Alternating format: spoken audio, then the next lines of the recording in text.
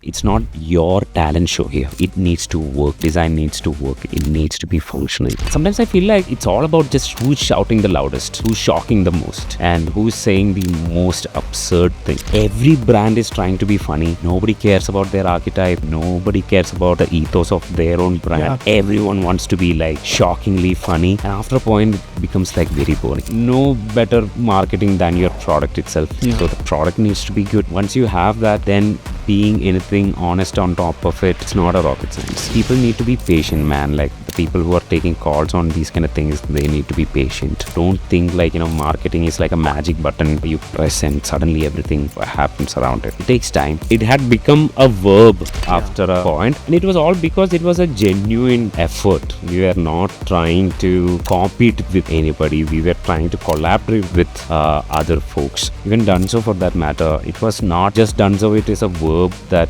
people used to use. Even now people use it, like Swiggy say Dunzo karo, you can Dunzo through Potter. People say that, that didn't happen from a Diwali season or an IPL season. It takes like a lot of effort and consistently you build something.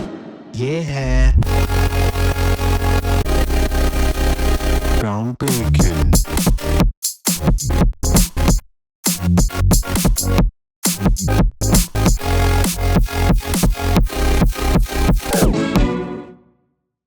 Hi Munz, welcome to the Groundbreakin. How's it going? All good, man. Thank you for inviting. Yeah, what's your usual Saturday look like? Saturday is working for me now. But work from home. So usually I'll be at home, chilling and working. Munz, for our audience, if you can, introduce yourself, the kind of work you've been doing. All right. The name is Munz. Designer and also a growler and photographer. And I recently started doing a little bit of sim racing. So that's how I would define myself. These are the things I do. But mostly people know me as a designer. And I've been in the scene for a while now. Started around 2010, 2011. Started working with companies like Flipkart, Gojek, Free Charge. But my longest stint was with Dunzo for about 6.5 years. So I love 0 to 1, building brand from the scratch. I mostly focus on branding, design, a little bit of marketing, social media. Yeah. I want to start this conversation with a really interesting question that I was very curious about. You're the lead vocalist of a major metal band. How did music become your medium of expression, and how did it maybe turn it into design? Music started first before design. It happened as in like, I'm from a place called Kannur, North Kerala, a small village called Taliparamba. So we didn't have a lot of exposure growing up. Back then, internet was not even there for us. So there was no exposure as such. During school time, we have this thing called Yuvajanolsavam, which is like a youth festival. That's where, school level, there will be like competitions and stuff. So the only way to find like-minded musicians or like-minded music fans would be like going for, say, guitar competition or like Western music competitions and stuff. So there you will see people, and that's where we exchange cassettes and CDs and things like that. That's how I met my guitarist Varun. So we met, and it's very hard to find people who listen to metal and all. So we started talking, and we formed the band, the Downtrodens. We composed. I mean, there was absolutely no plan to start a band. It's beyond our dreams and all, man. Like, coming from there. I basically wanted to take a picture with an electric guitar. That's how I went to Varun's house. Even I myself didn't know that I could growl or sing. So I went to Varun's house, and his house was like packed with instruments, and he was such a amazing talent. So he started shredding in front of me with the guitar and everything. Then there was a mic, so I growled something. Then Varun stopped playing, and he was like, "Hey, that is called growling, and that's a thing. Have you heard bands like Metallica, Lamb of God? I was like, yeah, I've heard, but I never tried. Then he's like, yeah, why don't you sing something? I will play some riff.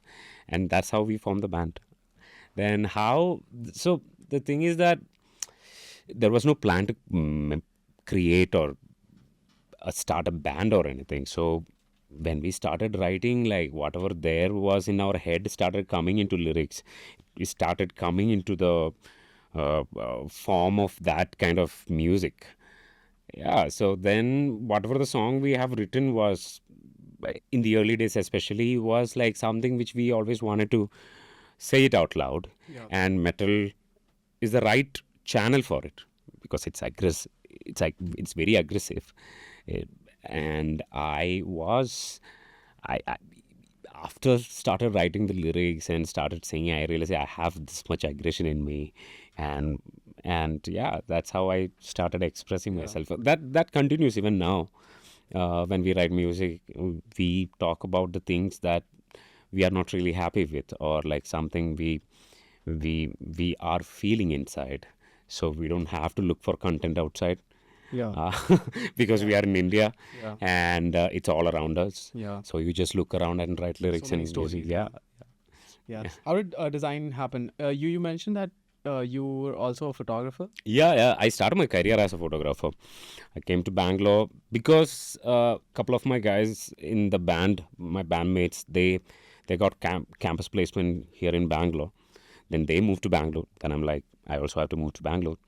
So that's how I came here. Started looking for photography gigs. I joined an agency as a photographer, but very rarely I used to get work. Then one day, the designer there had like so much work, Yeah. and he asked me like, you know Photoshop?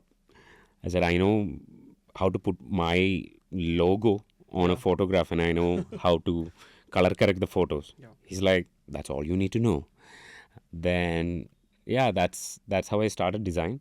Then yeah, somehow now I'm a designer. Yeah.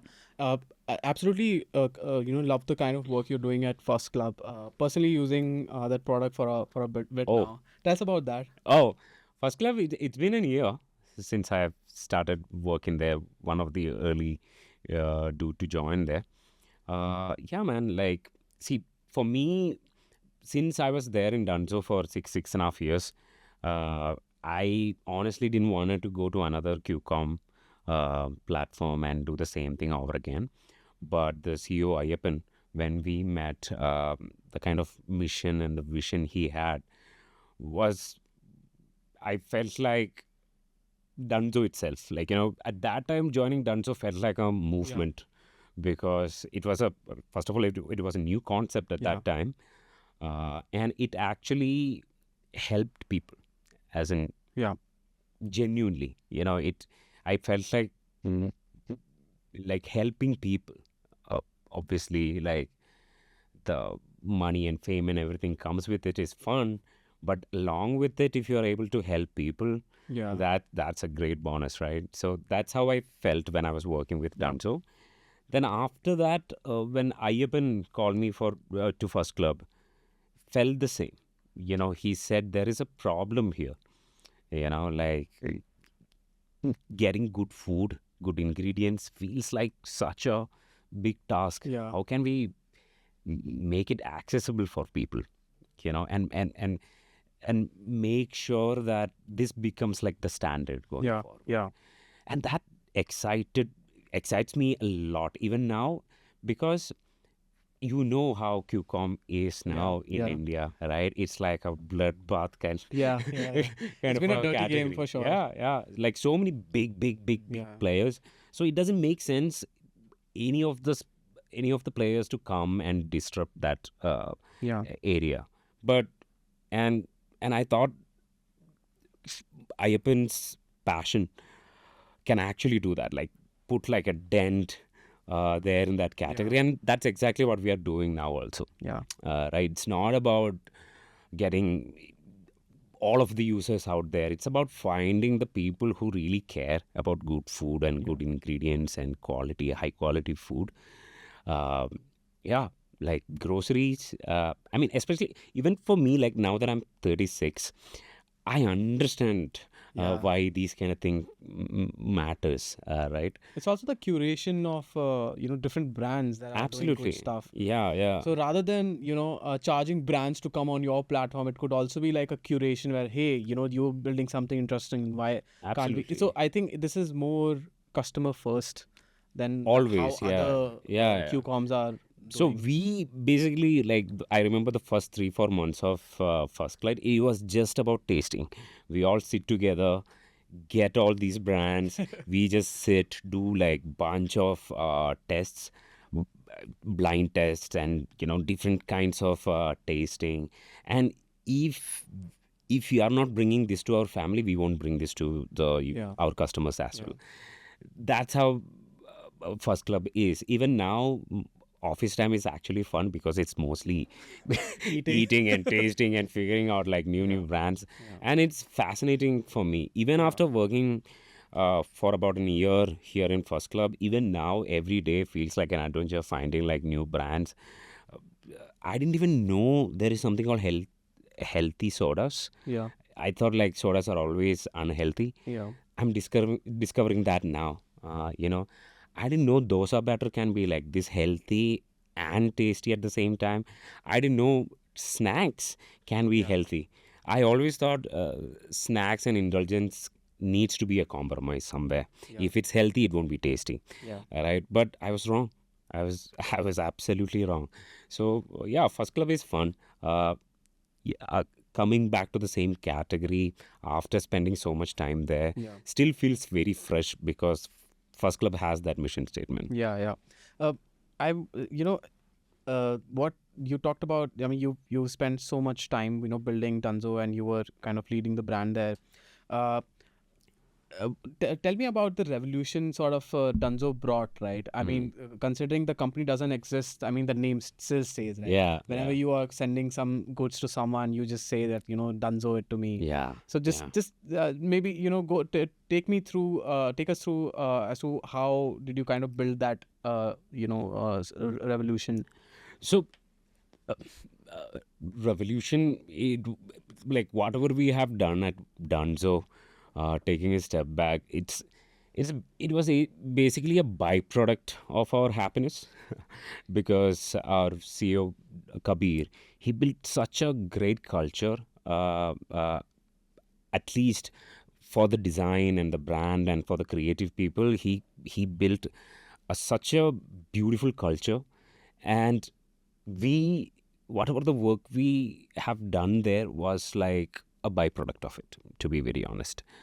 And he had such an immense respect, and the kind of space he had given for us was amazing. He never asked us to do anything. He never asked us to do like a viral campaign. He never asked us to do, hey, revolutionize this thing or anything. He's like, this is your thing, go and do it. So when you get that kind of a responsibility, usually everyone tries to micromanage things, right? Then after a point you feel like this is, yeah, you are doing this for somebody else. Yeah. Right. Here he completely made us believe that this is our product, this is our thing, this is our game, right? That actually really helped. That was the starting point. And Dunzo as a product had its own mileage, Yeah. because it was new, and everyone loves an underdog story. Yeah. And we were one of that. We had like zero marketing budget for many years actually. So all the things were like done in a very in a very small group with a very limited budget. So it was fun, right? See, but as a designer, you always have this itch to do, or itch to create your own things, which becomes like a standard for other folks. Because all my life till that point, I was just following the kind of templates which other folks have made for us, and we basically just take that concept and slightly make it better, and that's what we do, right? Yeah. But here at Dunzo, fortunately, there were a lot of properties that we have started. For example, using push notification for punts and making uh, social media a little more fun, right? Those kind of things. Obviously, we were like uh, inspired from giants like Zomato and all. Akshat started that thing, and we just took that to a different level. I feel, at least now when I look back, those were probably the best days. Not just at work. I think even generally at life at that time, that those were the best days. Never felt like going to the office. It was never an office. I probably the only place where I was looking forward to Monday was Dunzo. So yeah, it had become a verb after a point, and it was all because it was a genuine effort. We were not trying to compete with anybody. We were trying to collaborate with other folks. So we had this thing called so we always keep partners, our delivery partners, as like the hero upfront. During COVID, we made delivery partners as like the real superheroes. Right. So the thing in our industry is that we don't really even accept the fact that there are other players. In our universe, the other players don't exist. For Amazon is the only service. There is no Flipkart in their universe. Same thing for Flipkart, even for Swiggy. But we started showing Swiggy partners on our channel, in our Instagram. Like, for example, we salute to the superhero could be like a illustration where partners are on the road. At that time during the COVID, there were the only people on the road helping us out, getting all the stuff. And we were giving respect and homage, not just for the Dunzo partners, even for all the other players. Whether it's 1MG to the Swiggy to Zomato, Zepto, to everyone. And that was like a fresh thing for users. Now that had become like a... that has become a very standard. But when we done that, it was like a new thing. So fortunately, because we had like an amazing team, we created so many properties like that. Even now, the industry follows it. Which is, as a designer, it's like a great feeling. Love that. And I think it was one of its kind as well. I think the concept now, I think all these QCOM partners are doing it. What's the thing with the you and QCOM? Now all the calls that I get, especially from the HR folks, they call me and say, Munz, you won't be interested in this because this is not QCOM. So I'm like, come on, I don't want to position myself like that. That's because I work with companies like the early days of Flipkart, then Gojek, then Dunzo, now with First Club. So I think I'm getting that label as like the QCOM guy in design. I really enjoy it because there are some nuances here which I kind of got in these years of experience. But that's not... I like everything in design. It's not like... To be very honest, I'm thinking like probably my next gig. I don't think I want to do anything in QCOM probably. But so I want to do something different. Tell us about your band, Munz. How much time you giving it to your band, and how maybe it's maybe inspiring you as a designer. Just curious to know, because I think one craft feeds another craft, and if you're kind of carrying it forward like multiple disciplines like that, I think it's some insane learning, and kind of I think it instills a lot of value in you as well. Just want to know how does that been working for you? So not just music and design. I think anything in creative area, I feel like the process is the same.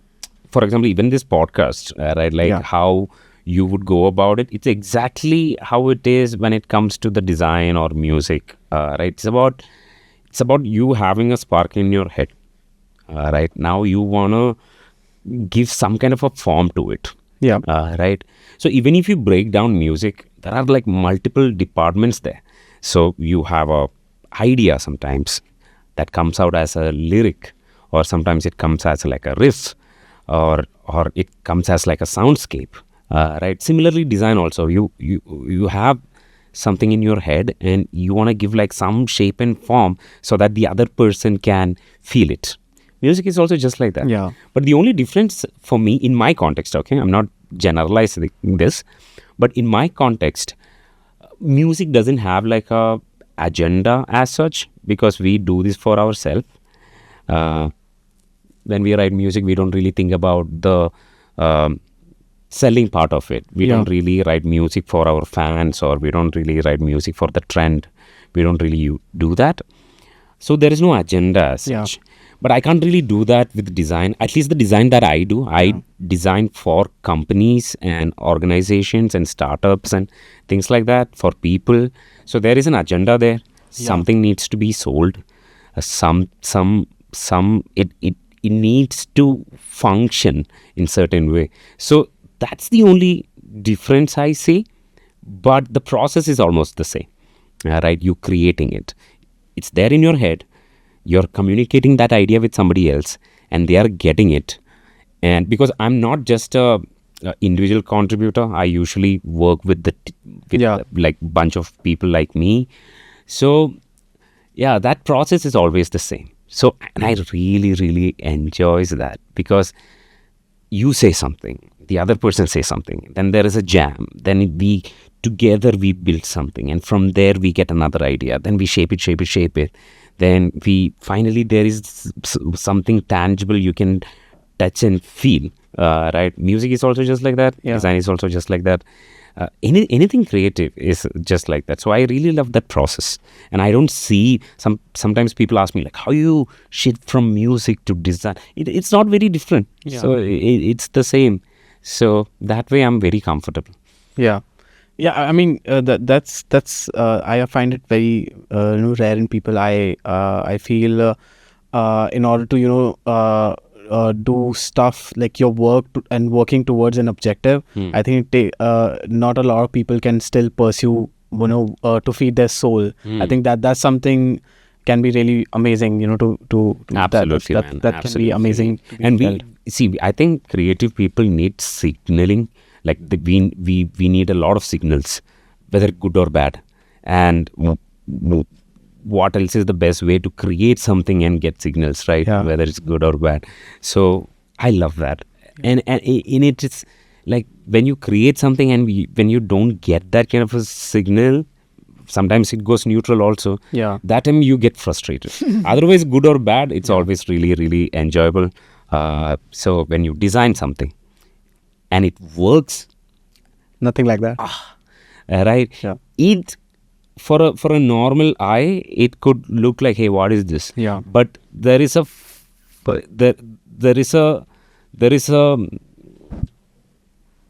agenda. There is an objective, and when that hits, that feeling is absolutely great. And all music also. You write music, 100 people listen to it, and 3 people find it very interesting. Wow. And 50 people find it like, what is this? Like, what is this? Sometimes people don't get it. And there also you get some kind of dopamine, like, oh, you created something which other folks are not able to enjoy, but you enjoy it. That also is like another high. So I really like that signals, right? So I live for that, to be very honest. Like sometimes I go for conversations. I love talking to people. Like when you talk to people, you see death as in like there is nothing. It's like morbid. There is absolutely. So I keep creating this. Like I sometimes crack joke, or I say something controversial, or I say come out something of your shell. So that conversation means something, or like it has some kind of a feel to it. So I love doing that with design also. So that kind of helped me in everything that we do, like breaking the stereotype. You are expecting something and we are doing something totally different. I think that's been my motto when it comes to design, music, and anything that I do, basically. Really, really helps, man, because fundamentally you don't want to do what everyone else is doing, so you try to innovate there. Yeah.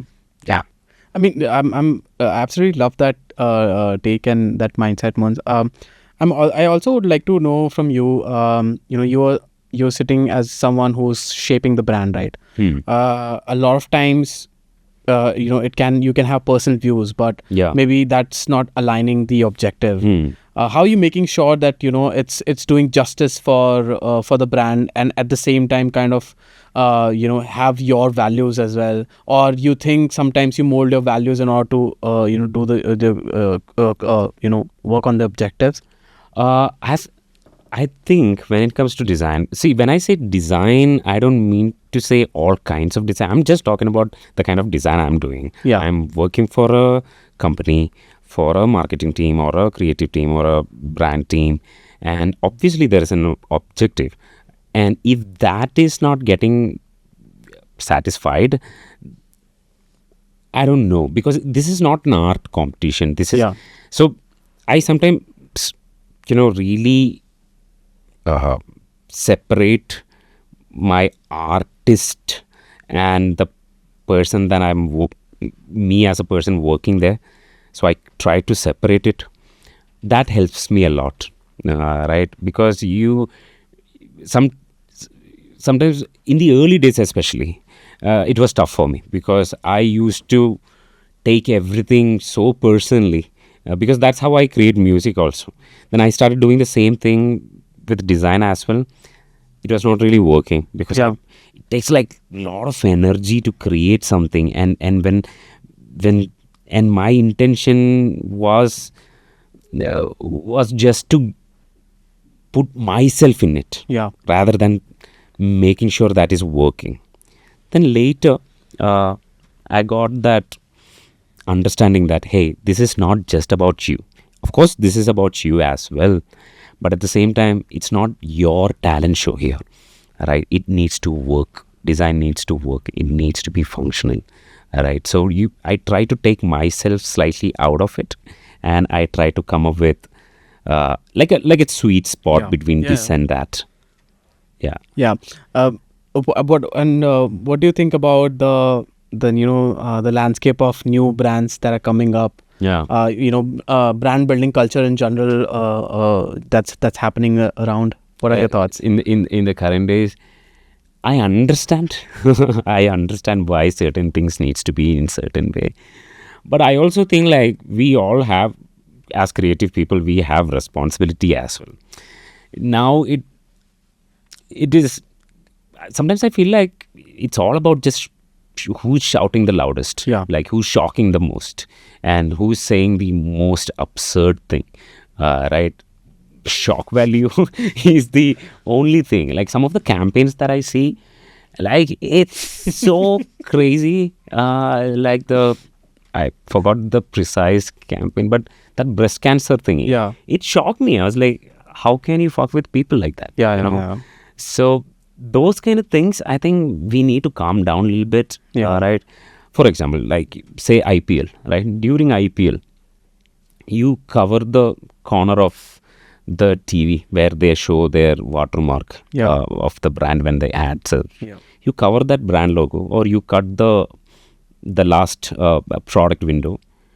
You can't even tell like whose ad is this. Like everything looks the same. Lighting is almost the same. Right, that Wes Anderson soft, glowy lighting. It's all humor, and almost all similar kind of humor, and it becomes a little boring. Like so whenever I see anything with little bit of originality, that catches my eyes now. But rest of the things, it's and every brand is trying to be funny. There is nobody cares about their archetype. Nobody cares about the ethos of their own brand. Everyone wants to be like shockingly funny, and after a point it becomes like very boring. See, that used to be a very unique thing. Yeah. A company, an organization, a brand comes and being a little silly and funny used to be like really interesting. But that time it was interesting because everyone else was following another template. Yeah. Now this has become like a mainstream. Like everyone is doing like the shocking,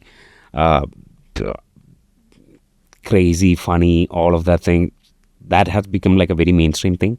Now I feel like now you need to do something non-mainstream, which is doing like a good ad. Yeah. How do you think brands can do that? Because they need to build business. I mean, their marketing should give them ROI. Absolutely, What about those absolutely. values? But there are other ways to do things, right? Like for example, for a brand like First Club, I mean, we haven't started our GTM. We haven't started doing like our proper marketing era. We had like a lot of other things to do. Now we are thinking, how can we be honest about what we are doing instead of just shocking users, right? Of course, we don't want to be like a serious brand, and like I'm not saying we are against humor or anything like that. Definitely, we will think. Even now, we are thinking campaigns and everything in that manner. But at the same time, it's not just about being shockingly funny and stuff. So we are trying to find that alternative. You know. So I think we are reaching that saturation where everything looks the same, everything feels the same. So the brand is losing its own ethos, especially for a brand like First Club. It's important to have our own identity in everything that we do. So whether it's packaging, how we are packing our food, how we are grading it, how we are doing our designs, how the app looks, how the banners are being created, everything has like an intent behind it. So similarly, when we go to the market, that becomes brand building. It's not just about how you're doing your social media and TVCs and stuff, right? Like including your finance team to the HR team to the people in the dark stores. We call it clubhouses, right?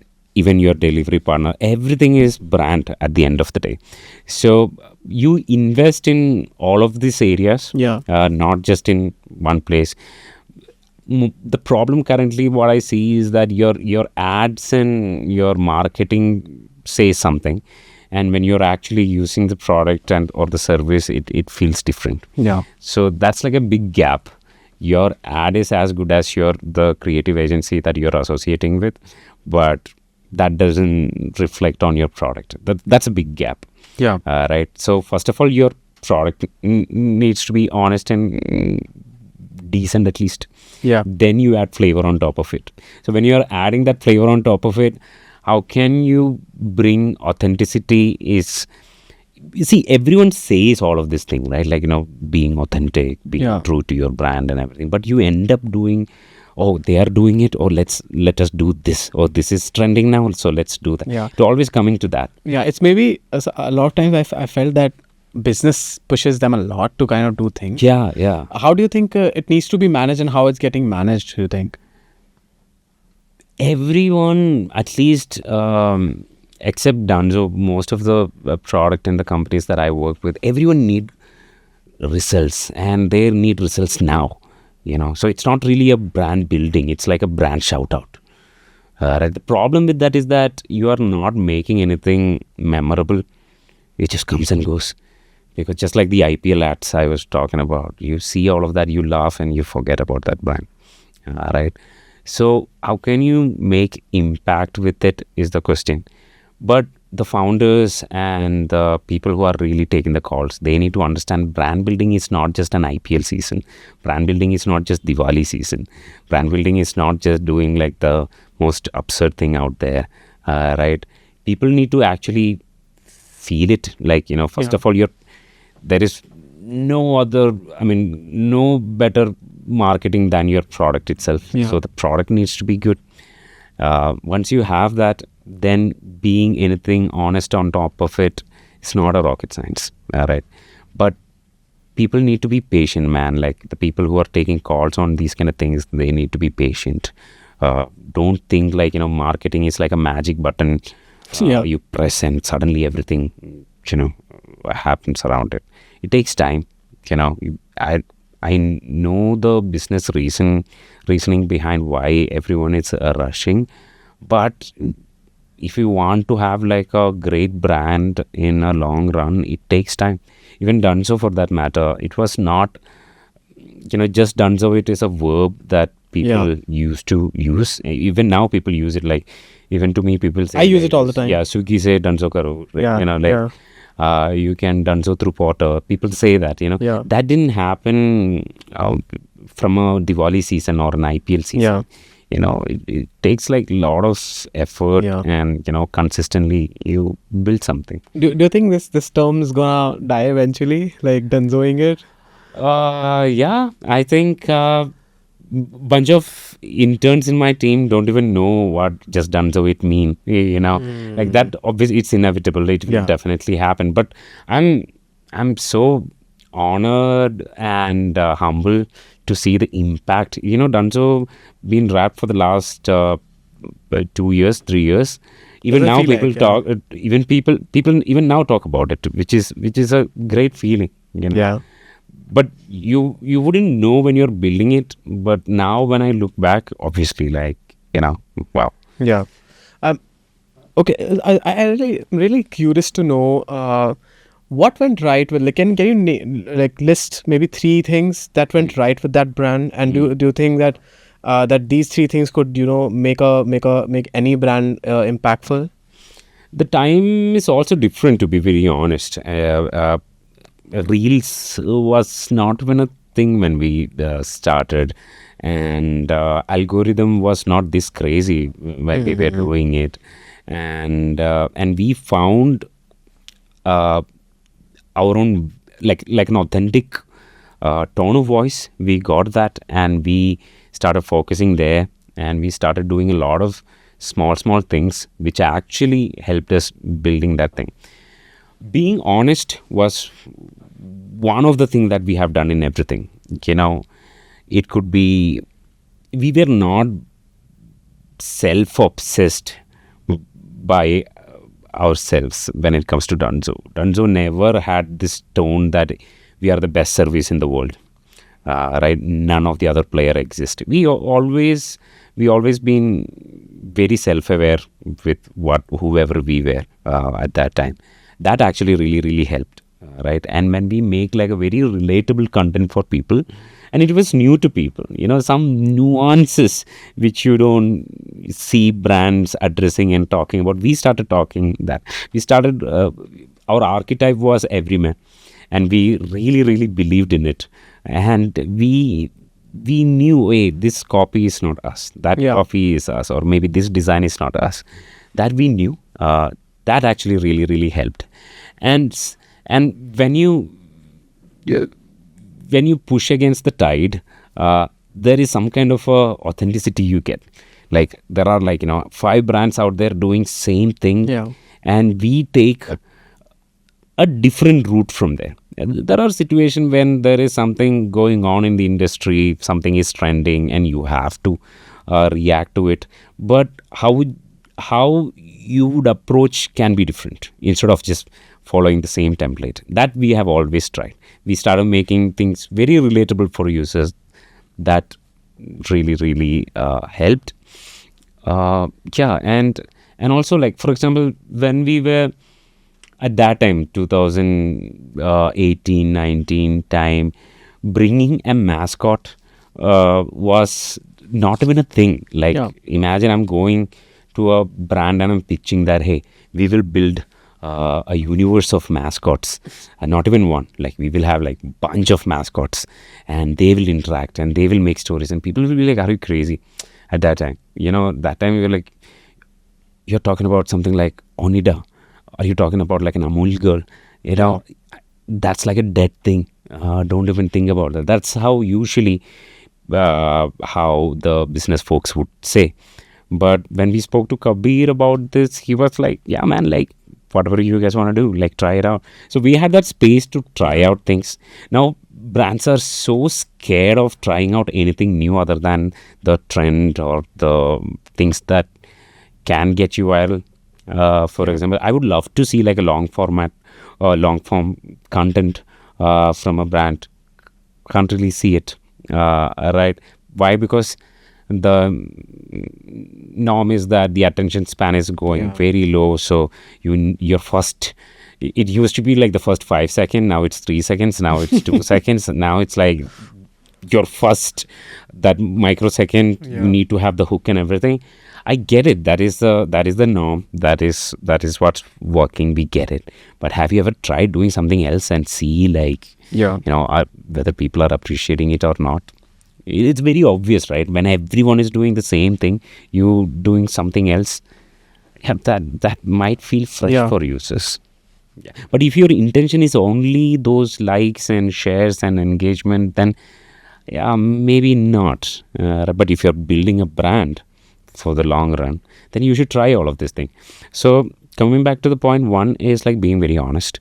Second is like trying out different things without like too much worry for failure. And also we were like very edgy, as in we used to talk politics. We used to speak about some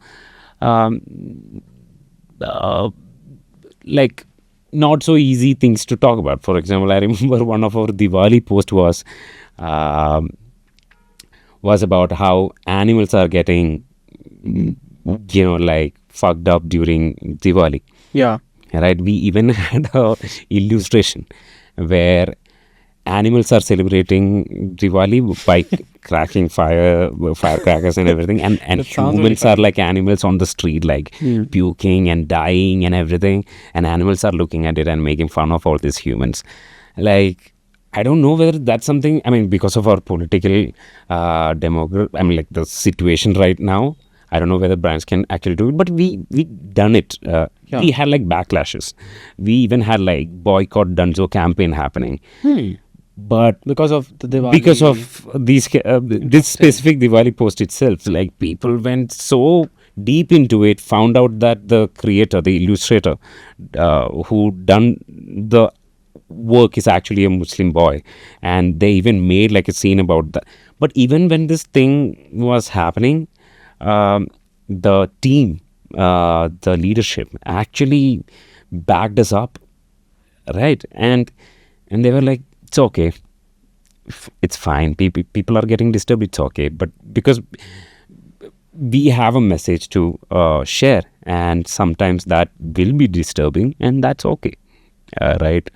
And we were like, so that was like all the people, we call ourselves D457, the creative team at Dunzo. All the people who works there, our personal beliefs, our personal political beliefs, that was not different from the brands. So it was very easy for us, to be honest, right? Supporting LGBTQ was not an agenda, or it was not like a device we were using to get more users or portraying ourselves as like woke or anything like that. That was just an expression, like and we fully believed it. And when we started doing things, then users, especially our power users, understood that, hey, these guys are being honest. It's not a trend that they are trying to create or anything like that. And so I think people forget. I also feel. I mean, people forget. So I think there's definitely room to do, things that can put you in trouble.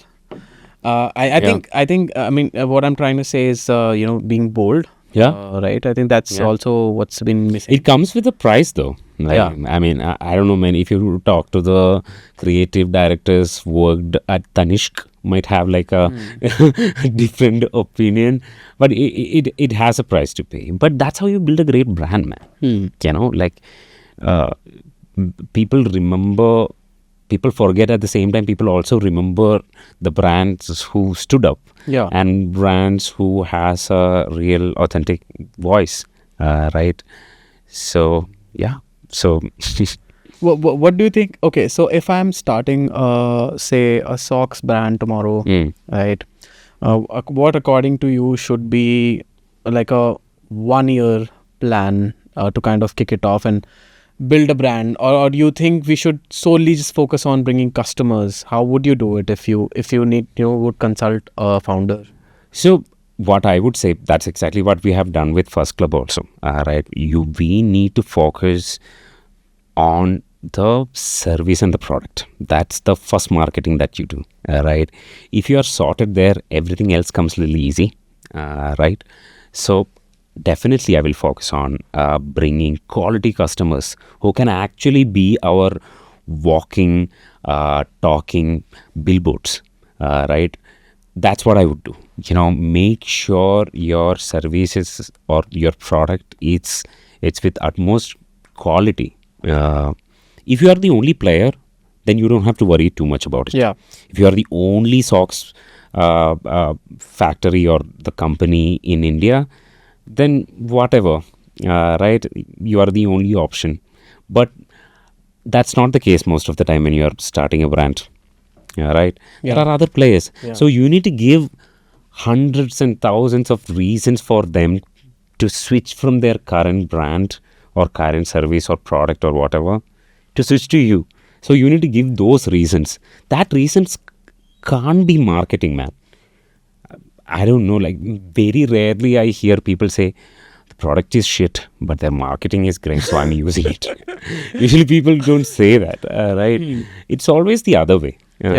So I would rather focus there. Then when it comes to building the brand, I will make sure that, my first 10 users, my first 50 users, my first 100 users, 2,000 users to, your first 1 million users, right, really feels why they are using this product in the first place. You keep on giving affirmation, hey, this is the reason why you are using this product, right? So you start focusing on minute things, right? Like very, very nuanced, detailed understanding of why your product needs to be used by this user.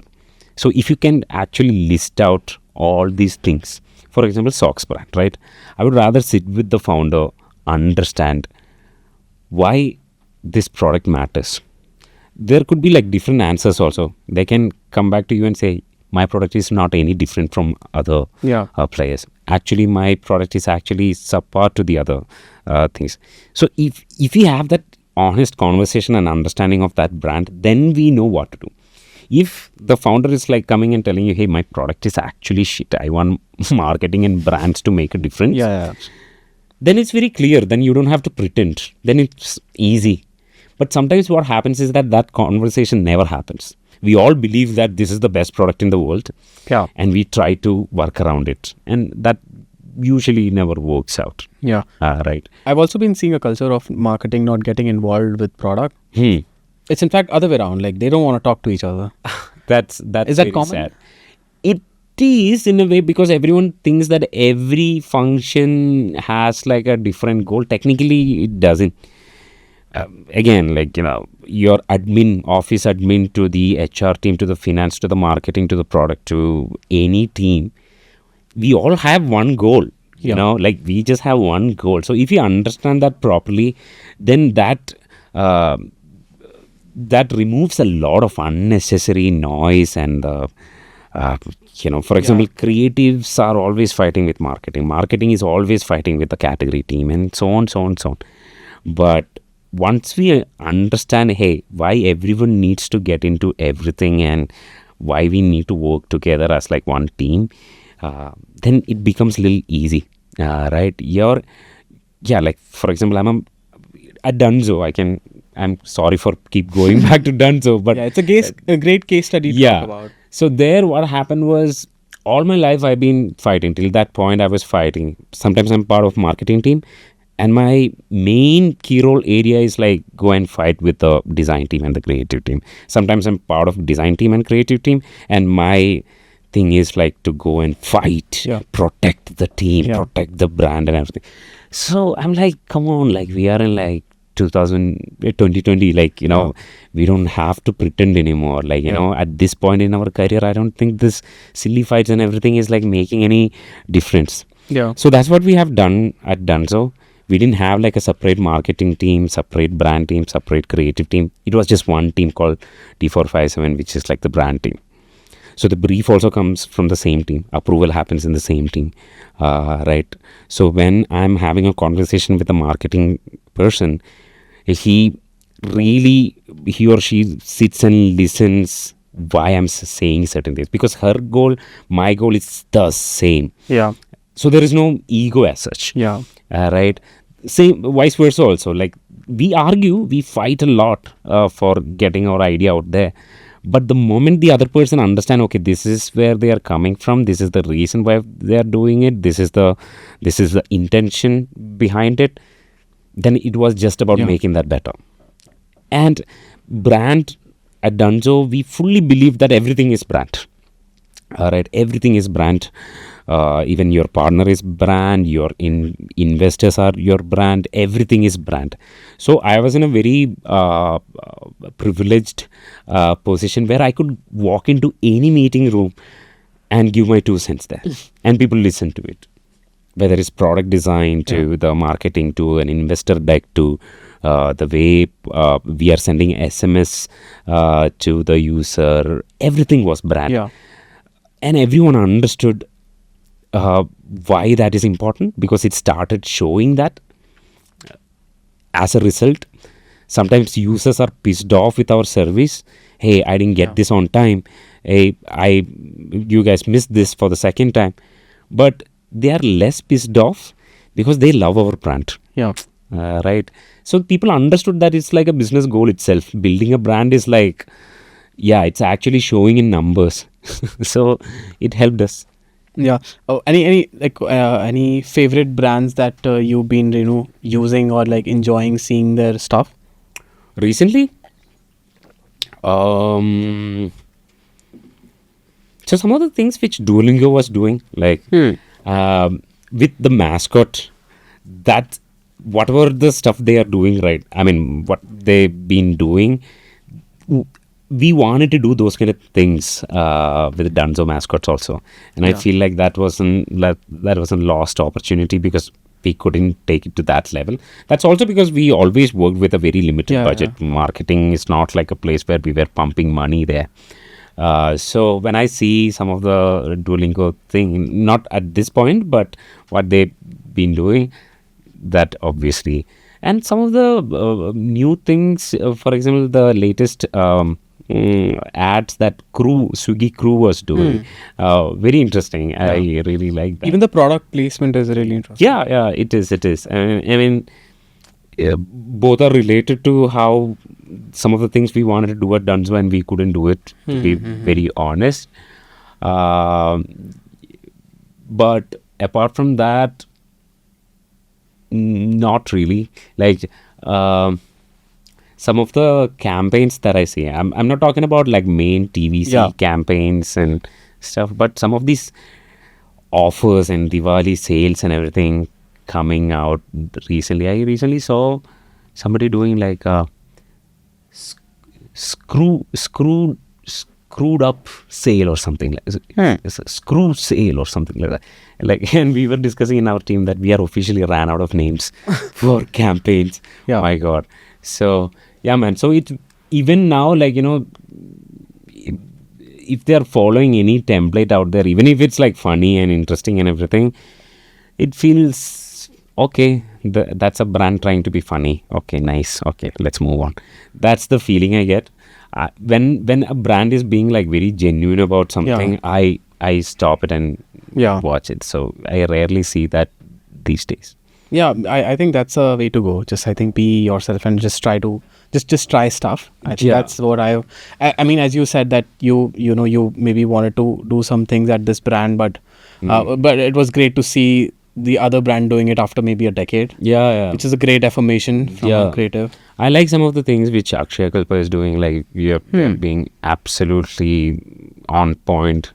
Some of the things which two brothers are around doing. dairies and consumption and stuff, and it's very authentic. You feel it's very authentic, and that's on brand, because their brand is also just that, no BS. So I like the stuff that they are doing. It's not really fancy. It's not really. It's not really like the so-called trend and stuff, but it works for the brand, and that's exactly what users are also appreciating. So it's on brand. I like stuff like that these days, man. To be very honest, these are some old school stuff what people used to do back in the days. Now it feels like that is like very fresh. Yeah. You know, yeah. And obviously, I like the other side of things also, like all the ads which Cred had done. Yeah. You know, like it's very interesting. So yeah. Yeah. What an amazing conversation, Munz. Yeah. Thanks a lot for hopping on the podcast and sharing your journey and some insane insights. Thank you, man. Thank you. I appreciate it. I rarely get chance to speak about design. Yeah, we got to do round 2 for sure. Looks like. Absolutely. And I love sitting and talking about marketing and design and everything. Thanks for the opportunity. Appreciate it. All right, Munz, have a good one. Yeah.